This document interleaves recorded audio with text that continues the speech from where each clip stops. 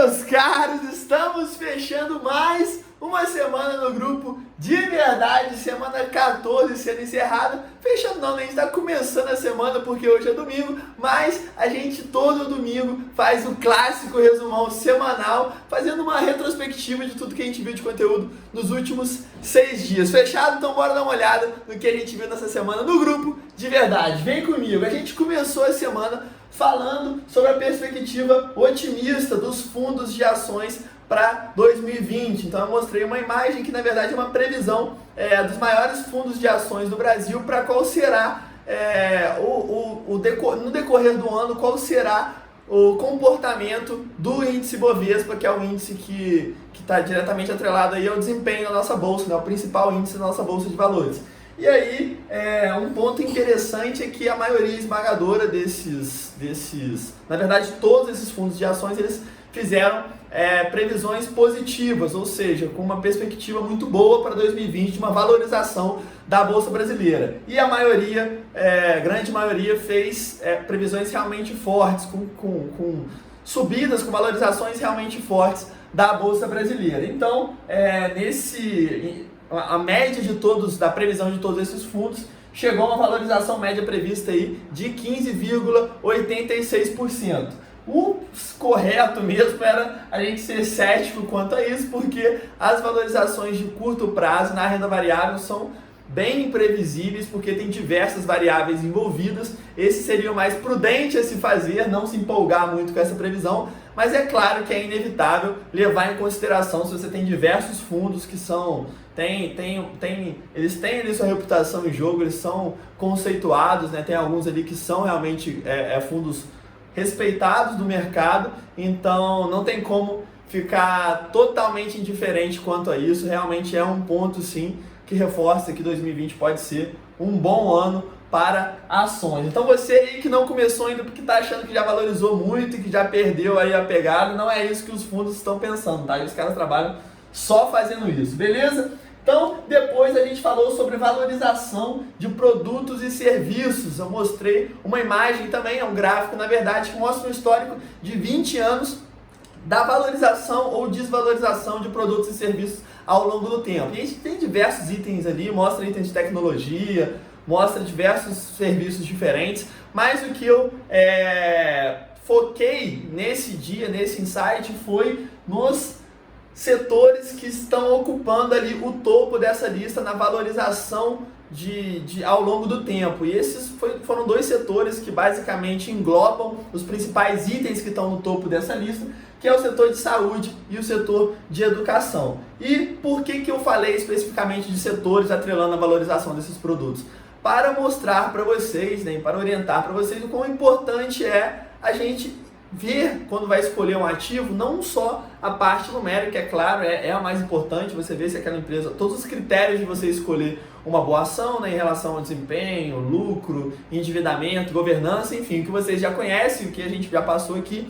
Porém, vocês também precisam ver em que contexto aquela empresa está inserida. E nesse contexto entende-se também setor. Por quê? Porque você precisa entender como que essa empresa... Quando você está comprando uma ação, você está pensando em ser sócio. Então você está comprando aquilo sem prazo, para você ser sócio por um longo período de tempo. Então você precisa visualizar o contexto que aquela empresa está inserido, como que vai ser esse contexto daqui a 10 anos, daqui a 15 anos, enfim, você precisa pelo menos imaginar isso. Então é sim importante você olhar um pouco para o setor que aquela empresa está inserido, para você pelo menos conseguir estimar se aquele é um setor perene, que tende a se desenvolver, que tende a se valorizar ao longo do tempo, ou não, se é um mercado que tende a se definhar cada vez mais, enfim, perder seu valor, e aí acaba não sendo um contexto que favoreça essa empresa a crescer ao longo do tempo.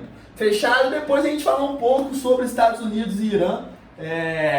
Eu sempre repito que as notícias que não são importantes, essas notícias especulatórias não são importantes, não são relevantes para o investidor de valor, para o investidor de longo prazo, porém elas podem sim ser potenciais armadilhas. Então por isso que eu me senti no dever de explicar como que essas notícias elas interferem nos seus investimentos, o que você deve e o que você não deve fazer, na minha opinião, claro, com os seus investimentos nesses períodos, né? Nesses períodos de tensão ou econômica, ou tensão bélica, como foi o caso, ou tensão política, enfim, isso se aplica a qualquer tipo de tensão que tenha uma influência aí na economia, enfim, trazendo uma perspectiva negativa e com isso a queda dos principais índices de valores imobiliários. E aí, a orientação principal é a seguinte, que você não deve fazer de forma alguma, cara, você não deve especular. Você não deve achar que você sabe o que vai acontecer, e aí com isso, se você acha que você sabe o que vai acontecer, você vai vender ativos que você definiu antes que era bom, simplesmente porque você acha que conhece o cenário que está acontecendo. Você pode querer comprar ativos que você não conhece, simplesmente porque está especulando, porque acha que aquilo vai valorizar, porque vai acontecer uma guerra, porque vai acontecer tal cenário. Então, não especule, não procure especular. Qualquer cenário provável, ele sempre já está precificado quando uma notícia dessa sai. Então, se uma notícia dessa sai, ela pode causar uma escassez, tem uma chance de causar uma escassez no petróleo por conta do conflito, então o petróleo vai se valorizar. No mesmo dia, o petróleo já subiu de preço, ou seja, todo mundo já precifica essas chances antes. Então, não faz sentido você ficar tentando especular, principalmente em algo onde tem muito mais gente que tem conhecimento do que você. Você vai querer pegar algo ali que você não tem conhecimento para ter o entendimento completo e global da situação e ter uma grande chance de se dar mal. E o que você deve fazer é muito mais simples do que acho que as pessoas imaginam. É simplesmente manter a mesma estratégia, manter os seus aportes, equilibrando suas carteiras, sem modificar nada. É isso que vai te dar a robustez da carteira, é isso que vai trazer sua tranquilidade financeira ao longo do tempo. Conseguir manter estratégia, principalmente nesses momentos mais tensos. Fechado, depois a gente falou, né? Eu falei para vocês do maior risco da bolsa e está até diretamente ligado a esse conflito, né? A gente pode usar o conflito como um exemplo para esse risco. E o principal risco da bolsa é você vender seus ativos em um momento desfavorável, em um momento de crise, em um momento de perspectiva negativa, enfim, em um momento de tensão do mercado. E por que parece óbvio, né? Por que esse é o maior risco? Por que o maior risco é você vender? Porque ter esses períodos vão existir períodos de ameaças de guerra, de ameaças de crise política, tudo isso vai ter. E, consequentemente, seus ativos vão passar, seus ativos de renda variável, é certo que se você mantiver eles por anos, eles vão passar por momentos de queda. Isso estatisticamente, é certo. Não tem como um ativo de renda variável ele passar somente subindo, senão seria muito simples. Ele vai passar por momentos de queda. Por que os momentos de queda em si não são o risco? Porque se seus ativos caíram e você não vendeu, para você ele continua tendo o mesmo valor.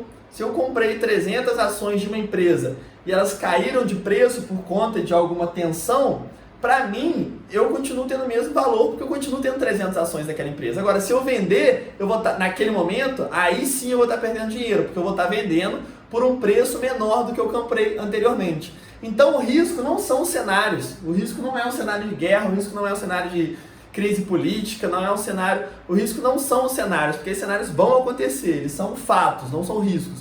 Os riscos estão ligados a você vender os seus ativos, às atitudes que você vai tomar nesse cenário. Então os riscos estão totalmente ligados a você, ao seu comportamento e não ao cenário, independente ele de qual seja. E aí eu citei 3 ferramentas aí, 3 dicas que você consegue minimizar e na verdade você tem que anular esse risco de você vender na baixa, tá? Então para você anular esse risco, eu confio que você vai conseguir. São 3 coisas que são as principais. Primeiro, acho que a fundamental é a mentalidade de investidor consolidado e moldado para você saber que aquilo é só uma variação de curto prazo, que você está investindo em fundamentos, que aquela empresa tem os critérios que você definiu na sua estratégia, que você vai manter por conta disso, porque ela vai te agregar valor ao longo do tempo. E esses eventos de curto prazo, notícias, enfim, essas turbulências, elas não afetam o principal, que é o resultado da sua empresa que você é sócio ao longo do tempo. Então essa mentalidade construída é a principal coisa que pode te livrar de riscos. A segunda é a diversificação, porque querendo ou não, se você tem eu vou dar um exemplo extremo, né? Imagina que você tem um ativo só, você tem uma ação, você tem 100% do seu dinheiro nela.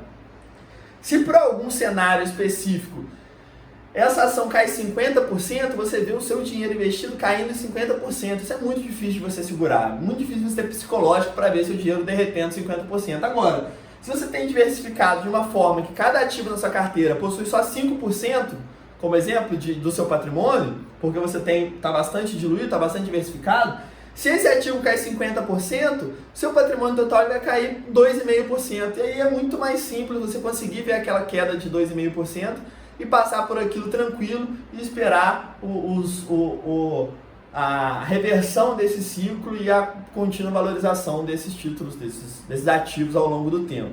E, por último, você ter bons ativos, você escolher bons ativos. Isso é fundamental porque se um ativo ele tem uma fragilidade, ele tem um risco embutido, com certeza esse risco, essa fragilidade vai ser potencializado nos momentos de crise. Já os bons ativos, e principalmente falando de ações, as boas empresas, elas são muito mais resilientes a cenários adversos, e você pode ver isso pelo próprio histórico. Você vê que empresas boas, elas conseguem passar por crises, por cenários adversos, tanto econômicos quanto políticos, enfim. Elas conseguem passar com muito mais facilidade, é claro, se adaptando, enfim, tomando as atitudes necessárias, mas conseguem passar muito melhor do que empresas que possuem fragilidades. Beleza? E aí, por último, falei rapidamente sobre a periodicidade de você acompanhar as ações. Então, de quanto em quanto tempo você deve olhar os resultados, ver como que alguma ação sua tá, se você precisa ficar olhando todo mês ou você não olha nunca. E aí, eu dei uma orientação que é mais ou menos o que eu faria, né? O que eu faço. Se eu for olhar só pela parte de investidor, se eu for olhar pela parte como eu trabalho com isso hoje, eu acabo analisando muito mais do que eu analisaria só como investidor, pessoa comum. Como investidor, o que eu faria claramente seria as ações, que são as ótimas ações, que eu chamo das ações reloginho, porque tá ali, ela entrega resultado, independente do que aconteça, todo ano ela está entregando resultado, lucro crescente, consistente, a dívida controlada, ela está tranquila. Você olhou um trimestre, olhou outro, mantém a mesma coisa? Cara, olha uma vez por ano, essa empresa pode ficar tranquilo, olha o resultado anual da empresa, se manteve a mesma dinâmica, você, beleza, só olha ano que vem, fica tranquilo, vai gastar seu tempo com o que realmente você gosta de fazer, ou com o seu trabalho, enfim, com o que tem importância para você. Mas, se essa empresa for algum caso mais específico, como uma small cap, ou como um caso de turnaround, ou seja, alguma empresa que tem um risco maior embutido e que tem os fundamentos um pouco mais frágeis, ou seja, as características que você escolheu para ser sócio daquela empresa, elas são características que não são tão robustas daquela empresa, que você ainda está em observação. Talvez não tenha um histórico muito grande, talvez não tenha, por exemplo, uma cultura organizacional ali muito forte, porque é uma empresa nova.